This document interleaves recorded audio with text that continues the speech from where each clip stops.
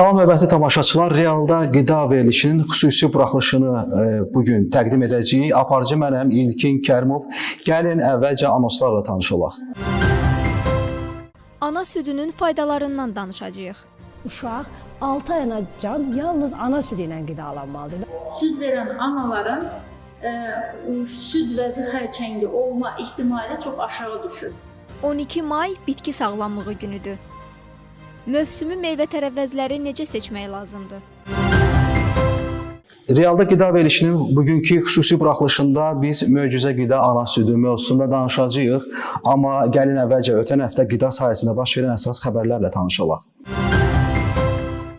Sözdən əmələ keç, sağlam qidalanmanı seç layihəsi sağlamlığına dəyər verən, qidalanmasına diqqət edən hər kəs üçün bir çağırışdır. Bunu Qida Təhlükəsizliyi İnstitutunun İdarə Heyətinin sədri müavini Ramazan Nəbiyev sözü gedən layihə çərçivəsində keçirilən Möcüzə Qida Ana Südü konfransında dedi. O qeyd etdi ki, sağlam qidalanmanın qeyri-infeksion xəstəliklərin qarşısının alınmasında əsas amillərdən biri olduğu elmi əsaslarla sübut olunub. Əsas məqsədimiz sağlam və təhlükəsiz qidalanmanı davamlı bir davranış modelinə çevirməkdir. Layihə ümumilikdə hər bir vətəndaşa hədəf alır, çünki sağlam və təhlükəsiz qidalanma hər kəsin həyatı və sağlamlığı üçün vacibdir. Bugün burada toplanmamızın məqsədi insan həyatının ən vacib dövrlərindən biri olan erkən uşaqlıq mərhələsində ana südünün əvəzsiz rolunu bir daha xatırlatmaq, bu sahədəki elmi yanaşmaları paylaşmaq və cəmiyyətimizi mövzuda daha da maarifləndirməkdir.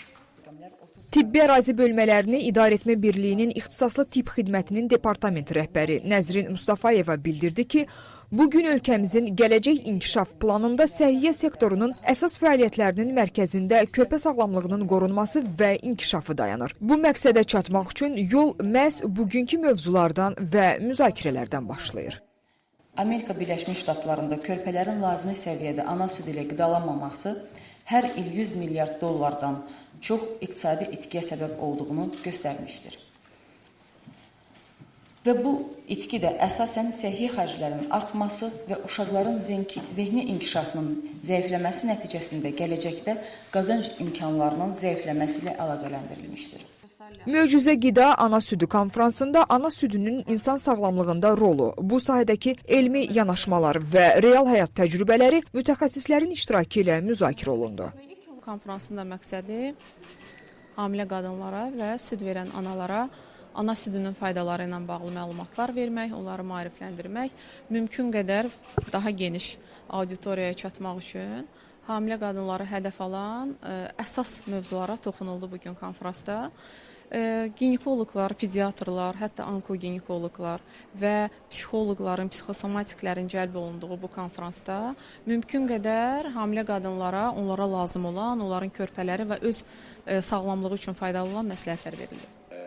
Konfrans panel müzakirələrlə davam etdi. Mən həyatam, mən milyonların eviyəm və daha neçə milyona dəstək oluram. Bolluğum rifah gətirdiyi halda qıtlığım ölümcül ola bilər. Sizin sağlamlığınız mənim sağlamlığımdan asılıdır. Sizin həyatınız məndən asılıdır. Mən bitkiyəm. Mən həyatam. 12 may Beynəlxalq Bitki Sağlamlığı günüdür. Birləşmiş Millətlər Təşkilatı tərəfindən elan edilən bu günün məqsədi bitki sağlamlığının qorunmasının qlobal miqyasda əhəmiyyətini vurğulamaq və bu sahədə ictimaiyyəti maarifləndirməkdir. Qida Təhlükəsizliyi Agentliyi tərəfindən ölkəmizdə bitki sağlamlığının qorunması, həmçinin xəstəliklərin, zərərvericilərin vaxtında aşkarlanaraq onlara qarşı effektiv mübarizə tədbirlərinin görülməsi məqsədi ilə mütəmadi tədbirlər həyata keçirilir. Qida zəncirinin əsas elementlərindən olan bitki sağlamlığı sahəsində hüquqi bazanın təkmilləşdirilməsi istiqamətində agentlik tərəfindən yeni bitki sağlamlığı haqqında qanun layihəsi hazırlanıb. Bu qanun layihəsinin hazırlanmasında əsas məqsəd ölkədəki bitkiçilik məhsullarının beynəlxalq tələblərə uyğun yetişdirilməsini və onların ixrac potensialının artırılmasını təmin etmək, eyni zamanda bitki xəstəlik və zərərvericilərinə qarşı mübarizə tədbirlərinin təkmilləşdirilməsini həyata keçirmək və bundan başqa təsərrüfatlarda istifadə olunan bitki mühafizə vasitələri və aqrokimyəvi maddələrin qeydiyyat sistemini sadələşdirmək və eyni zamanda onların istifadəsinə və dövriyyəsinə nəzarət mexanizmini təkmilləşdirməklə bağlı olmuşdur. Ölkədəki bitkiçilik təsərrüfatlarında fitosanitar nəzarət tədbirlərinin vaxtında və mütəmadi həyata keçirilməsi məqsədi ilə Milli Monitorinq Planı hazırlanmış və təsdiq olunaraq icrasına başlanılmışdır. Həmçinin bitki sağlamlığının təmin olunmasında Qida Təhlükəsizliyi İnstitutunun ixtisaslaşmış laboratoriyaları xüsusi rola malikdir. Mərkəzi fitosanitar laboratoriyasında entomoloji, herboloji, mikoloji, bakterioloji və virusoloji ekspertizalar aparılır. Kompleks tədqiqatlar laboratoriyasında beynəlxalq metodlardan istifadə edilərək pestisid və aqrokimyəvi maddələrin laboratoriya sınaqları həyata keçirilir. Milli referens laboratoriyasında meyvə-tərəvəz məhsullarında pestisidlərin qalıq miqdarı təyin olunur. Eyni zamanda Xaçmaz, Lənkəran və Tovuz regional sınaq laboratoriyalarında isə bitki xəstəliklərinin aşkar olunması istiqamətində ən müasir laborator sınaqlar həyata keçirilir. Eləcə də fitosanitar sahədə nəzarətin daha da gücləndirilməsi və işin səmərəli təşkili məqsədi ilə səyyar fitosanitar laboratoriya fəaliyyət göstərir. Bitki mühafizəsi həyatın mühafizəsidir. Bitkilərin müdafiəsi həyatın müdafiəsidir.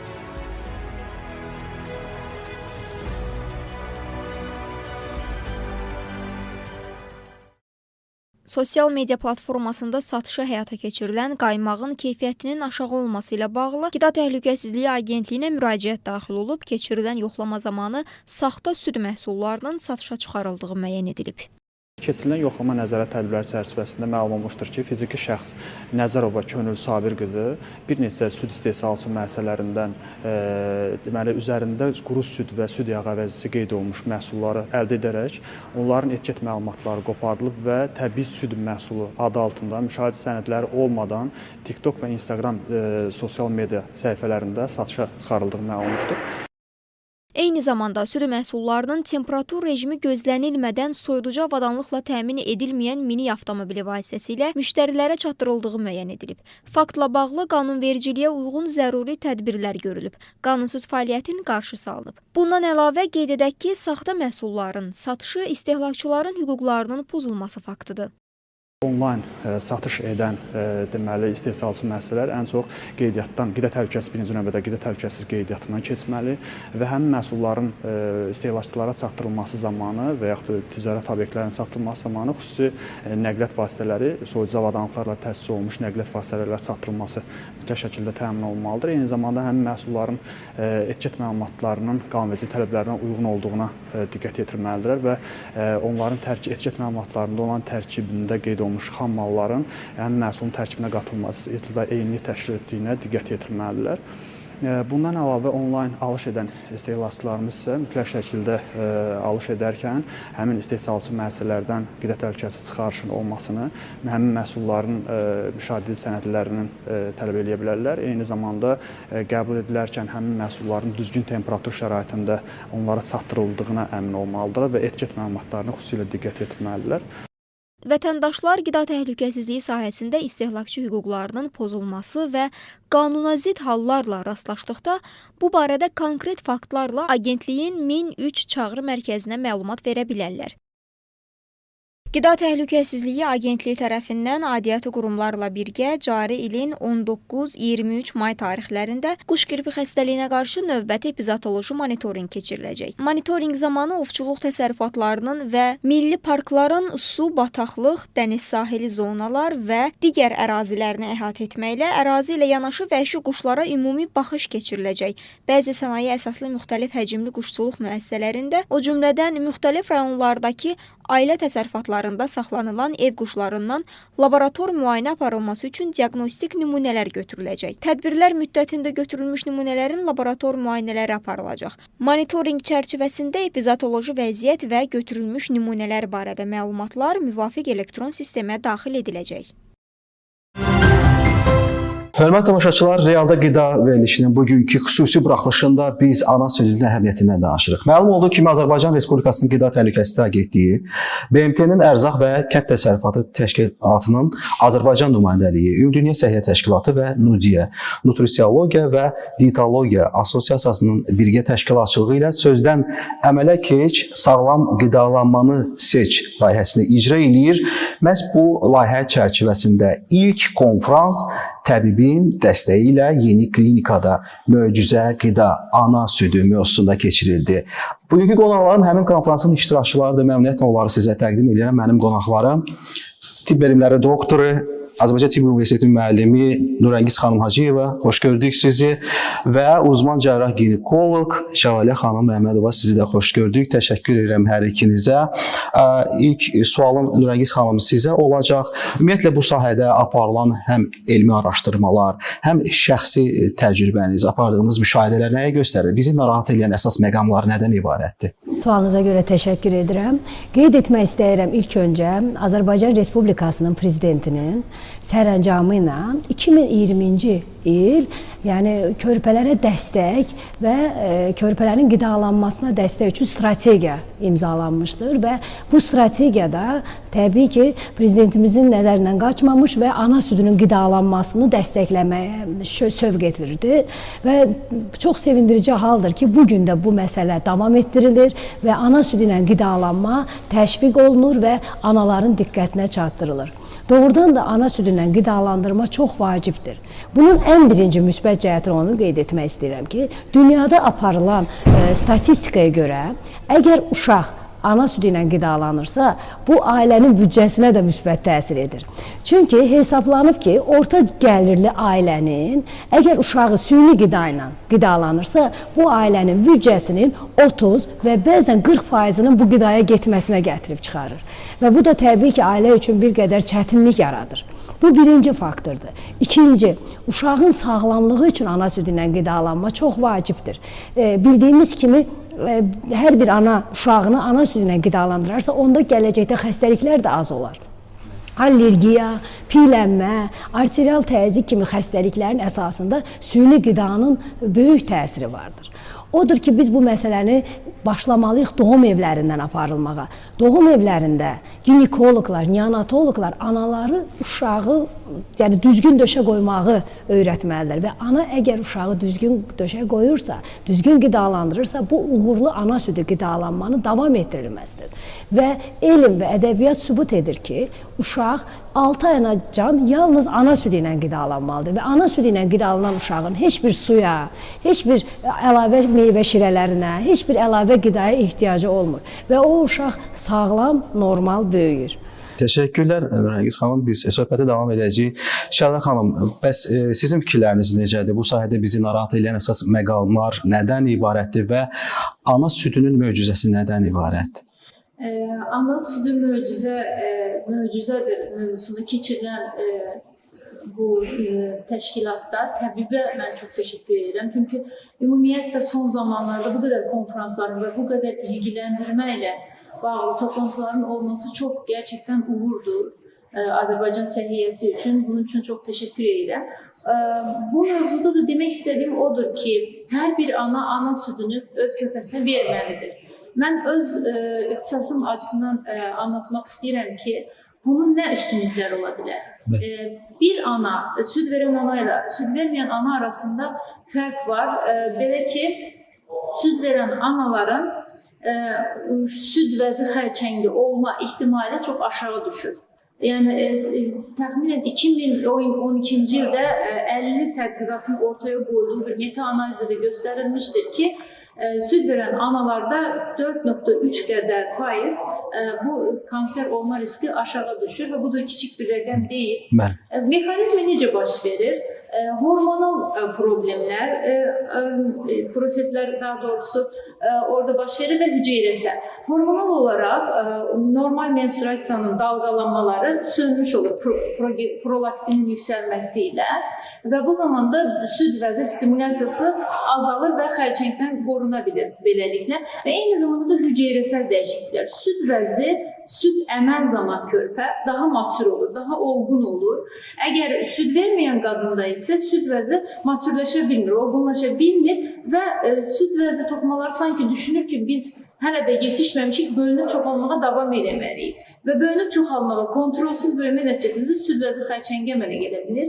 Onun qarşısını almaq üçün süd vermənin bir faydası vardır. Eyni zamanda intoksikasiyanın azalması məsələsi süd verdiyimiz zaman olur. Bu necə baş verir? Süd verən analarda maddələr mübadiləsisi o qədər gözəl sürətlənir ki, bədəndə olan bütün toksinlər, şlaklar çıxmış olur. Dediyim kimi, həm hormonal, həm də hüceyrəsel olaraq bu dəyişikliklər süd vəzi xərçəngini və eyni zamanda yumurtalıq xərçəngini və dolayısıyla endometrium xərçənginin də azalmasına səbəb olur. Çünki süd verən zaman estrojen düşür və estrojen də endometrium xərçənginə, yumurtalıq və süd vəzi xərçənginə birbaşa səbəb olduğu üçün yüksəkliyi, bunun qarşısına alındığı zaman nəticədə o xərçənglərin yaranma riski düşür. Nurəngiz xanım, bu tip konfransların keçirilməsi, maarifləndirmə tədbirlərinin aparılması ilə biz hədəf auditoriyamıza lazımi mesajları ötürə bilirikmi?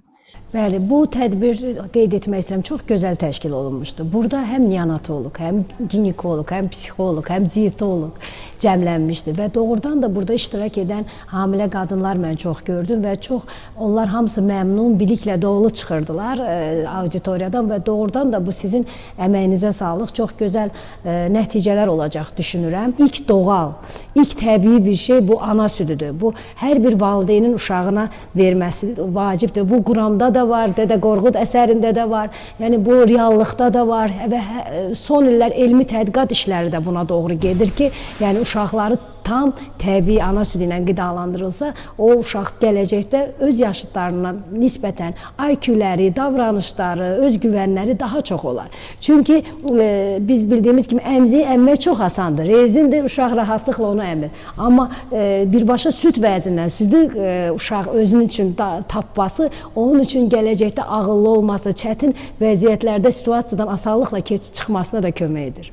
Şəlalə xanım, tək körpələrin deyil, ümumiyyətlə sağlam gələcək üçün ana südünün əhəmiyyəti, bu tip konfransların keçirilməsi siz necə dəyərləndirirsiniz? Mən çox gözəl dəyərləndirirəm. Dediyim kimi, yəni Azərbaycanda son zamanlar bu qədər konfransların, bilgi içərən konfransların olması çox təqdirə layiqdir və faydasını da inşallah görəcəyik. Çünki bugün zalın çox hissəsi dolmuşdu. İlərdə məncə zalda hətta ayaq üstə qalan çox bilgilənmək istəyən qadınlarımız da olacaq. Bu bizim əlimizdədir. Biz bərabər nə qədər birlikdə olaraqsa o başarını əldə edəcəyik və bütün analara mən xahiş edirəm hətta süd versinlər.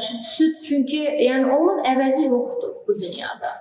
Yəni nə qədər bahalı bir qida olsa belə, keyfiyyətli bir qida olsa belə onu əvəz edə bilməz. Ona görə də həm öz sağlıqları üçün, dediyim kimi bu xərçənglərdən qorunmaq üçün, mastit kimi, apsi kimi başqa digər problemlərdən qaçınmaq üçün, həm də körpənin gələcək o güclü immunitetini əlindən almasınlar. Çox rica edirəm. Və bu təşkilatçılara da çox təşəkkür edirəm. Biz təşəkkür edirik sizə. Yekun olaraq bəlkə nəsə tövsiyələriniz varsa, bir daha sonda çox qısaca xahiş edəcəyik. Qeyd etmək istəyərdim ki, ana əgər uşağını qidalandırırsa, uşaq oradan təkcə süd əmməz. Sevgi əmər, şəfqət əmər, mərhəmət əmər. Çox sağ olun, təşəkkür edirəm, minnətdaram hər ikinizə. Bu mövzu həqiqətən aktualdır və düşünürük ki, davamlı olaraq biz birgə bu deməli layihə çərçivəsində tədbirlərimizi davam etdirəcəyik. Bir daha minnətdaram.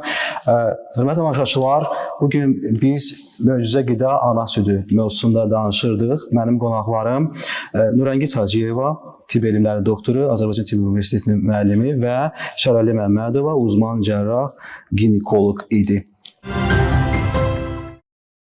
İnsanın qida rasionuna daxil olan meyvə və giləmeyvələr həm orqanizmin mineral və vitaminlərlə zənginləşməsində, həm də bir çox xəstəliklərin müalicəsində müstəsna rola malikdir. Sağlam və düzgün qidalanmanın ən önəmli qaydalarından biri də meyvə və giləmeyvələri mövsümündə istehlak etməkdir. Hazırda da mövsümlə əlaqədar çiyələk, alça və gilasa tələbat artıb. Qida Təhlükəsizliyi İnstitutunun mütəxəssisi Tərlan Qorçeyevanın sözlərinə görə gün ərzində 7-8 ədəd çiyələk istehlak etmək günlük C vitamini normasını ödəyir. Bu meyvə istehlak olunarkən isə bəzi xüsusiyyətlər nəzərə alınmalıdır. Bu meyvənin acı və büzüşdürücü xüsusiyyətinin olması isə həmin meyvənin tam yetişmədiyinə işarətdir. Çeşidindən asılı olaraq çiyələk iri və xırda olur. Qeyd edək ki, son dövrlər satışa çıxarılan böyük, fərqli forma və görünüşdə olan çiyələk çeşidlərinə iqlim şəraitinin də təsiri az deyil. Çiyələk alarkən isə rənginin qırmızı olmasına, zədəsiz, ləkəsiz və kif əlamətlərinin olmaması kimi xüsusiyyətlər mütləq nəzərə alınmalıdır. Çiyələk torpaqda yetişdiyi üçün istehlak edilməmişdən əvvəl bol su ilə yuyulmalı. Bu isə o zaman aparılmalıdır ki, üzərindəki torpaq hissəcikləri təmizlənməli, saplağı giləmeyvədən ayrılaraq bol su ilə yuyulması tövsiyə olunur.